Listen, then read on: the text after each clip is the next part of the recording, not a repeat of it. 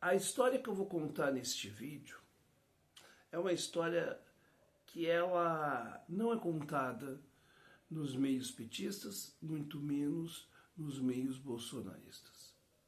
Eu diria que nós temos uma versão completa, porque a narrativa petista ou a narrativa bolsonarista, ela é um recorte que atende os seus, vamos dizer assim, seus desejos íntimos de desinformação e mais as suas conveniências, que é uma coisa bem presente no bolsonarismo. E eu vou te dizer o seguinte: eu não vou nem colocar vinheta, não vou fazer pedido de inscrição ou coisa do tipo, porque este vídeo aqui ele é um registro do tempo presente. E espero que este vídeo, mais do que views que talvez nem vão ter muitos, que um dia, no futuro, alguém possa dizer: olha, foi ignorado este vídeo aqui que fala o que aconteceu. O que aconteceu em 2018 foi a rejeição ao petismo que venceu. E esta rejeição, ela foi feita num voto de protesto, onde se colocou um legítimo idiota como presidente. Então o voto de protesto é o seguinte: eu vou votar nesse idiota mesmo. Isso aqui é para avacalhar? Vamos avacalhar de vez. O Brasil já não aguentava mais a corrupção que existiu sim nos governos do Lula, né? E que, né, depois teve a consequência do impeachment da Dilma, né?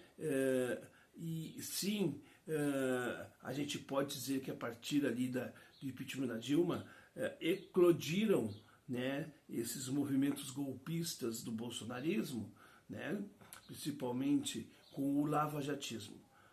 A Lava Jato, ela é a mãe do bolsonarismo. O discurso do lavajatismo, ele acendeu isso. Agora, é bom entender o seguinte: o lavajatismo só existiu porque o petismo nunca soube lidar com o enfrentamento do combate à corrupção. Só por isso. E aí nós vamos ter primeiro o mensalão, depois vai ter o petrolão e agora tem o escândalo do INSS. E vejamos bem, a mesma postura do Lula. Não viu nada, não sabe de nada e só depois que viu a situação. É estranho, né, para quem se diz ser uma espécie de um líder com caráter de estadista, um estadista que não vê o que acontece no seu governo. Isso é muito estranho. Mas, vamos lá. Em 2018 aconteceu isso. Em 2022, houve o contrário. Houve um sentimento de desgaste, porque os 4 anos do Bolsonaro, ele abdicou de ser presidente. Eu sempre dizia isso nesses 4 anos, né? Eu sempre disse isso, que o Bolsonaro não era presidente, que a cadeira de presidente da República entre 2019 e 2023, ela estava vaga, que não tinha um presidente de verdade, e continua afirmando isso. Então o povo brasileiro, né, disse não ao Bolsonaro. E isso dói muito para o Bolsonaro. O Bolsonaro achava que, mesmo com as suas idiotices, que ele iria ser aclamado, né, e não foi. E novamente a rejeição venceu. E ela venceu por uma escolha do bolsonarismo. O bolsonarismo sabia que ia perder as eleições em 2022. Então eles precisavam colocar e pagar a conta a Carla Zambelli, que está pagando, inclusive. E aí, o que acontece? Eles precisaram, né, criar toda uma narrativa contra o sistema eleitoral, como se as urnas é que fosse o problema do sistema eleitoral, e não são as urnas o problema do sistema eleitoral brasileiro, é sim a manipulação ao eleitor. Manipulação essa que os bolsonaristas foram coniventes e cúmplices no primeiro turno. O Lula fez um terrorismo eleitoral. Para o bolsonarismo era interessante em termos estratégicos e se esvaziou todo e qualquer candidato que fosse contra a chamada polarização, que na verdade é o que aconteceu. O Lula aqui na cadeia ajudou para esse voto de protesto do Bolsonaro, agora ele traz uma narrativa de terrorismo eleitoral encampada pelos bolsonaristas, porque sabiam que num segundo turno, fosse Simone Tebet ou Ciro Gomes, por exemplo, o processo seria de uma lavada histórica, né, de uma derrocada histórica muito grande. E o que aconteceu? Eles escolheram perder por uma margem menor para o Lula. É como se fosse assim, entre perder de 5-0, eu vou perder de 1-0. E é o que aconteceu. Novamente a rejeição favoreceu o Lula, mas assim como o Bolsonaro não foi eleito em 2018, 2022, o Lula também não foi eleito. E nos 4 anos do Lula, os que vão findar ano que vem, vão chegar ao ano que vem, já no seu 3º ano, a gente percebe que o Lula não entendeu nada do que aconteceu em 22, como o Bolsonaro também não entendeu nada do que aconteceu em 18. E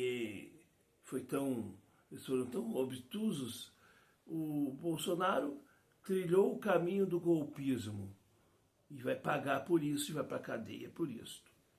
O Lula, por sua vez, trilhou o caminho de um governo que se diz de esquerda, mas que tem práticas de direita, num governo que tem, né, o identitarismo mofado de uma esquerda que fala em defesa das mulheres, mas que não consegue fazer uma política pública decente contra o feminicídio, por exemplo.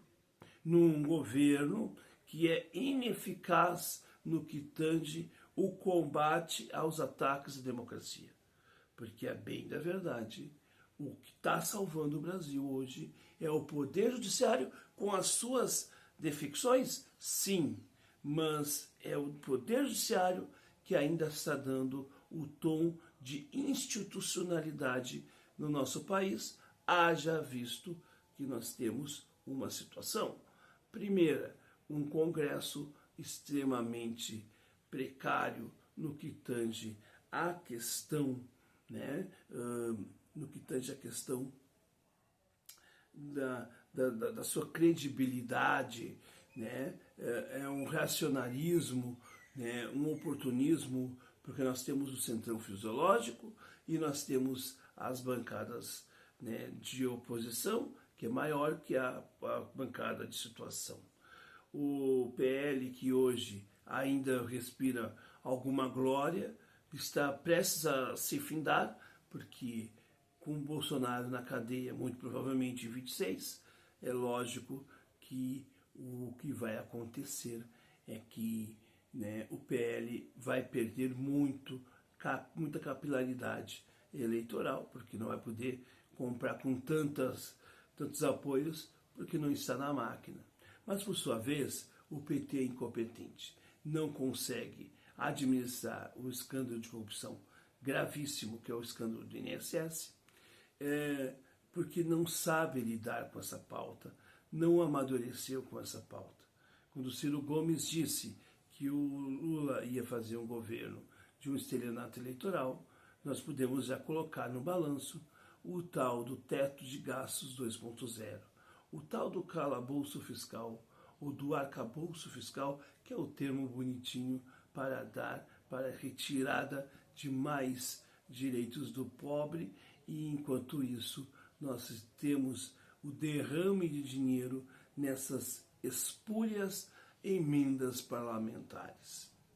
O Lula não conseguiu combater isto, pelo contrário, até porque no seu governo o PSD fisiológico do Kassab faz parte, porque se ele não tiver parte no governo, ele perde mais apoio na Câmara, e nesse jogo de barganha, por exemplo, com o PSD do Kassab, ele tem até membros, né, do partido, né, do União Brasil, que é, né, também essa coisa, outra coisa pavorosa que nós temos. Mas enfim, o que acontece é que eles não falam que bolsonaristas e lulistas, por detrás, né, do espetáculo, na coxia, como se diz, fizeram um acordo. Um acordo que é o seguinte: a monopolização da crítica.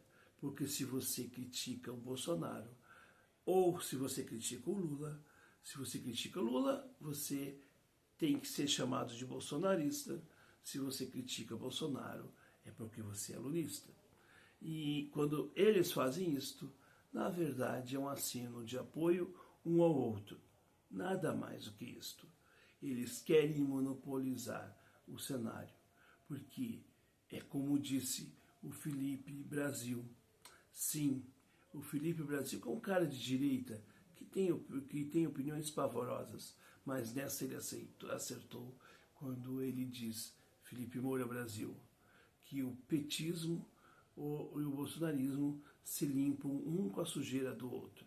Agora, os bolsonaristas que aceitaram com casca e tudo a reforma da Previdência de 2019, que simplesmente lascou com a vida do aposentado, agora está preocupado com o aposentado lesionado por esse golpe, sim, que é cruel, mas lá atrás eles também golpearam os aposentados. E agora querem dar uma de defesa dos pobres e dos aposentados. Ora, a hipocrisia é grande.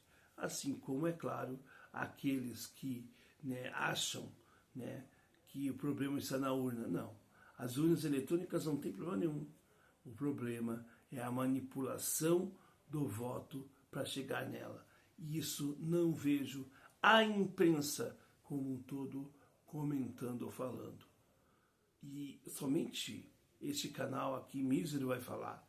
E talvez nem vai ser escutado. Mas quem sabe no futuro alguém olhe e diga: teve alguém que falou sobre isto. Talvez eu me torne relevante lá no futuro, quando nem esteja mais aqui presente em termos físicos. Nem estou preocupado e não quero ser relevante, nem famoso, nem nada. Não sou desses que quer fama e dinheiro. Eu só quero ter o direito de ser feliz e de poder falar o que eu quero, com respeito sim, e ser respeitado pelo que eu sou. Mas esses últimos tempos está difícil. Mas a gente vai lutar.